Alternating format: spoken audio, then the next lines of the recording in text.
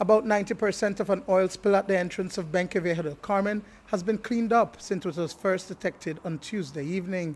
It is believed that over 100 gallons of waste oil, colloquially known as burn oil, leaked out of a metal tank on Westline Bus Company's compound in the town and found its way through the drainage and towards the Mopan River. When I did find out, the Ministry of Environment was already there working side by side with my crew, ensuring that the oil did not get to the river.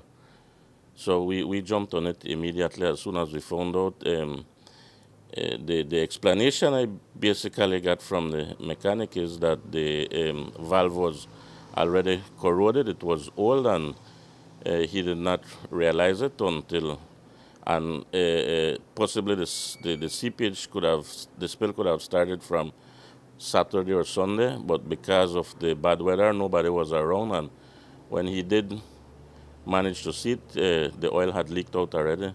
Do you know how much was in that tank at the time? He is estimating anywhere between 100 and 150 gallons were stored at that moment. We don't know the exact amount. We know the tank holds a maximum of 1,000 gallons, but it was fairly empty for all purposes for us. So it could have been up to 150 gallons. He don't think it could be more than that. The Department of the Environment has been out here since yesterday and this morning working with the company. First, you notice that they set up the containment booms so that everything is trapped, or as best as possible we can trap any residual, any flow.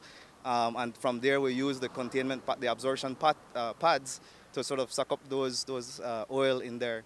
Between yesterday and today, we've indicated by the department, they've been able to address about 90% of it. You can still see residuals, and you can never clean it up 100%. And that is the issue with these type of infractions.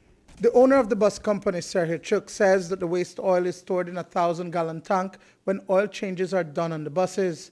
Residents and small entrepreneurs would usually purchase the burn oil from them. The spill made its way downhill for about 200 yards from the company property.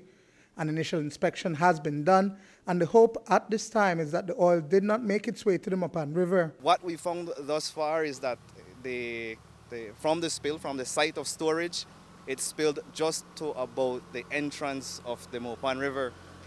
We've not been able to determine if any of the oil, did make it into the Mopan River. We are presuming that so far it has not, because at the time there was a backwash, there was a backflow coming from the floods, and that may have helped to contain it. But we can never be sure at this time. There may be residuals or residues that will show up as the water recedes. As you notice, we've been trying to look at where we can see sign of spillage or residues from this spillage, because that is going to be critical for cleanup, that is going to be critical for impacts, and certainly that is going to be critical for the penalties that we lay as it relates to this impact. CEO Dr. Kenrick Williams says that there are concerns regarding the hazards of the oil spill.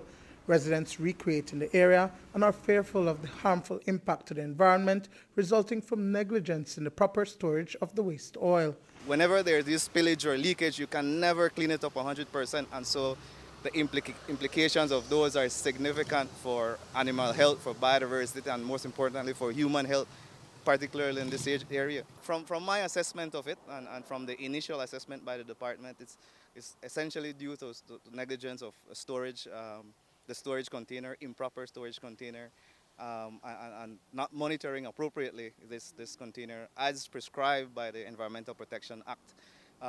And so we have to look at that. Next steps will be, again, we've been looking at the law and the extent of the infraction.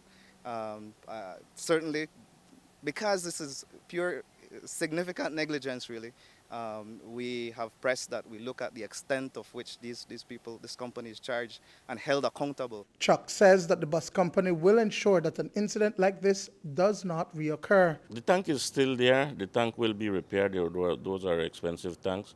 But this shouldn't have happened, and we have to put measures in place that it does not happen again. And right now, as we speak, I think you had visited the area, and I'm not sure if at this moment the contractor, the mason, is there, but we will put the tank in a fully containment area.